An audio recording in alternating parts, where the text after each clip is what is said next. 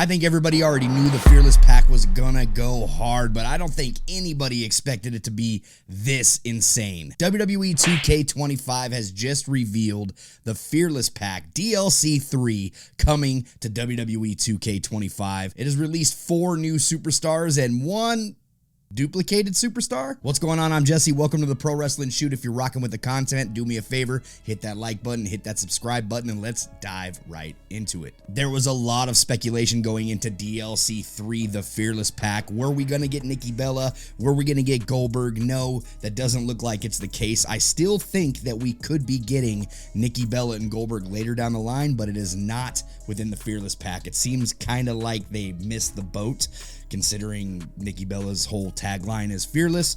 And we got the Fearless pack coming in with Penta, Bull Nakano, Jordynne Grace, New Jack, and KSI as a prime bottle. Again, the Fearless pack comes with a bunch of special features that Brian Williams has already let us know via Twitter a couple weeks ago, and we're going to dive into those features in just a little bit. But right now I want to talk about Bull Nakano coming in, WWF legend. The model looks fantastic. It is something straight out of the golden era. The one thing that I feel like is missing with this model is the retro WWF women's title, which we don't know if it's coming in the patch or not, because they tend to add things like that as a secret release, but there is nothing in the files. There is no indicator saying that it's coming to the DLC pack, but I feel like that is the one thing that we are missing with Bull Nakano. It would have been really cool to run those matches back with Alundra Blaze and have that title on the line. It just would have been a bit of nostalgia going into the DLC pack 3. But nonetheless, Bull Nakano looks fantastic. They did a bang up job, and usually they do a great job when it comes to the DLC. But there is one superstar in this pack that kind of has me scratching my head, and that brings us into Jordynne Grace. As soon as I heard Jordynne Grace was coming into the WWE 2K25 game, I was beyond happy, because I did not expect to see Jordynne Grace come into the video games this soon, but she made it in. We didn't get Joe Hendry as a lot of people thought we were going to get within the DLC packs, but we did get Jordynne Grace. She got her scan, but the scan didn't really turn out flawless. To me, this scan is probably one of the worst scans that they have done within the DLC packs. It doesn't look terrible, but it doesn't really replicate Jordynne Grace the way we see her today. It does look like an older version of Jordynne Grace, which it could have just been the scan that she had done, but for some reason it feels like they made her on a bit of the thicker side going in to WWE 2K25, which isn't a bad thing. Not body shaming. I'm a thick boy over here. But at the same time, Jordynne Grace is absolutely jacked, and I would have loved to see that version of Jordynne Grace coming into the video game. But we did get Jordynne Grace at the end of the day. The model still looks fantastic. It's not too big of an issue when it comes down to it, but at the same time, this is one of the weaker models that they have produced when it comes to the DLC, because normally VC and 2K nail the DLC each and every time they release a character. So this being a surprise that Jordynne Grace probably stands on a little bit of the weaker side when it comes to the DLC releases. But nonetheless, model still looks great. I'm really happy to have her within WWE 2K25. Now let's get on to the elephant in the room. KSI was kept a secret for quite some time. He was one of the celebrity guests. Obviously, we didn't get Travis Scott. We are now getting El Grande Americano within a pack later on in September, which is a couple months down the road. It kind of sucks that we have to wait for him, but we do get KSI, but he does not get an original attire. No, we're getting the Prime Bottle attire that we had at WrestleMania 39, 2 years late. I don't know what the case is with this and why we're still rocking this attire, or why they couldn't give him his own attire. We worked an attire out for Shaq. We worked an attire out for Tyrese Halliburton and Jalen Brunson. I don't understand why KSI couldn't get his own digs going within this game. But nonetheless, we get KSI in the Prime Bottle. As soon as you start the match, apparently the mask comes off and you can see KSI's face. But nonetheless, this is a huge disappointment to me, because it's just the Prime Bottle, and we happen to have the mascot Prime Bottle already unlocked if you play the island.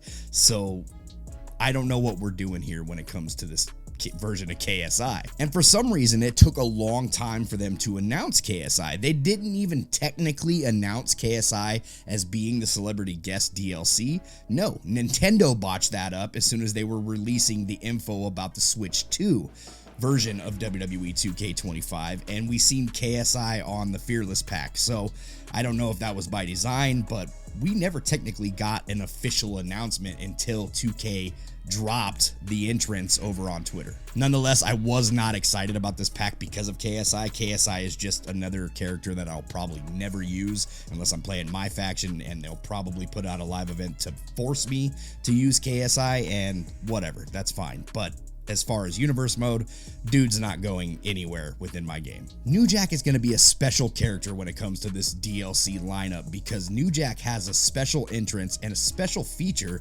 that was never in 2K games before this, and I'm kind of excited about this. Brian Williams over on Twitter let us know that if you are playing as New Jack in a no DQ match, I'm assuming it only falls for Extreme Rules matches, and it's a one-on-one, New Jack will get a special entrance where he drags the trash can out full of weapons, throws it into the ring, and when you start the match, those weapons stay within the ring. But that's not all. If you are familiar with New Jack, when New Jack had a match, his theme continued to play throughout his match when you were having these type of hardcore matches. Well, that is exactly the case in WWE 2K25. The theme will stay on and you get to hear New Jack's theme. No, not that theme. While you're playing the match, you obviously get to hear New Jack's theme go off, the weapons stay into the ring, and we get a new weapon in the crutch, which is kind of not a new weapon. It is a returning weapon. We've had a crutch in the games before, but I know everybody was disappointed we didn't get thumbtacks with Abyss. We didn't get staple guns with New Jack.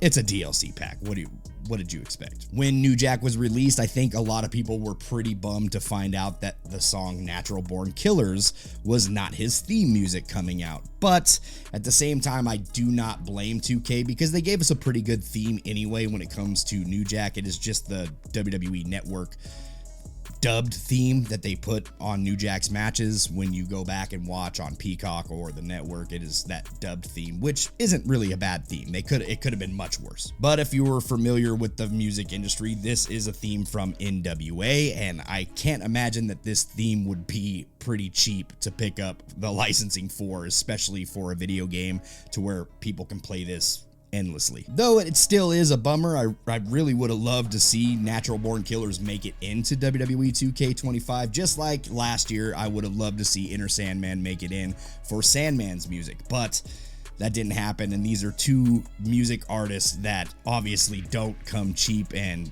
I'm pretty sure 2K tried to get the licensing for both of these themes, and it was probably just way out of the price range and unrealistic at the end of the day. And New Jack's attire is based on his 2010 Hardcore Justice from TNA, which is insane that we got a TNA version of New Jack in there and not ECW, considering WWE actually owns ECW. They do not own TNA. They are partnered with TNA, and we got the TNA version of New Jack, which personally, this is my favorite attire that New Jack's ever had, so DLC's off to a banger, man. And then finally, we have the main event. If you know me well, you know that I have been waiting for Penta to be in a good video game for a long time. I use the word good very strongly because AEW Fight Forever, even when we had AEW Fight Forever, that wasn't one of my favorite Penta attires. This debut attire that we got for Penta in WWE 2K25 absolutely takes the cake, man. He had an aura about him when it came down to his debut entrance attire, the debut mask. You've got the white, red, and black theme. This is personally one of my favorite themes when it comes to Penta. And you can just imagine that I am an absolute happy camper when it comes to this model because they knocked this shit out of the park. VC did not miss. They absolutely cooked with Penta. They cooked last year with CM Punk, my two favorite wrestlers within WWE. So this is an absolute win in my book. Can't wait to use Penta within the universe mode. But this DLC pack is actually what I've been waiting for, and I can see myself popping right back onto the game a lot more than what I was the last couple of months. But with Penta comes some other unique special animations that come with this character in the DLC. While using Penta, you can do the glove removal taunt, and his glove will come off. I don't know if he throws it in the audience. I don't know if he just throws it down. Another special unique animation that you get with Penta is when you're using the chain wrestling feature and you do the lockup and you go for the drive option. If you go to do a cheap shot, you can trigger the Cero Miedo taunt where Penta shoves his hand in his opponent's face, and it is obviously a specific unique animation when it comes to Penta only. And going back to New Jack, as far as the entrance goes, I don't know if you can use that special entrance animation on a Create a Superstar or any other superstar where he's dragging the weapons to the ring and the music's playing. I'm thinking that that's probably locked to New Jack and it's going to be character specific only. But personally, I would like to have the option to at least have the weapons animation to where you can drag the weapons, throw them into the ring. You could put that on other superstars as well. But all in all, this DLC is an absolute banger. I'm really looking forward to seeing what the patch looks like tomorrow, and hopefully it's not going to bug up the game. Hopefully everything runs smooth and they give us a few more patch notes that are worthwhile and we take some steps forward, 0 steps back. That's always the hope, but with patches comes controversy usually when it comes to VC and 2K, so just buckle up and remember, don't have automatic game updates on, and just read Twitter to see how this patch is going before you pick up this DLC in the morning. If you rock with the content, make sure to like, subscribe. We'll see you on the next one. Take it easy.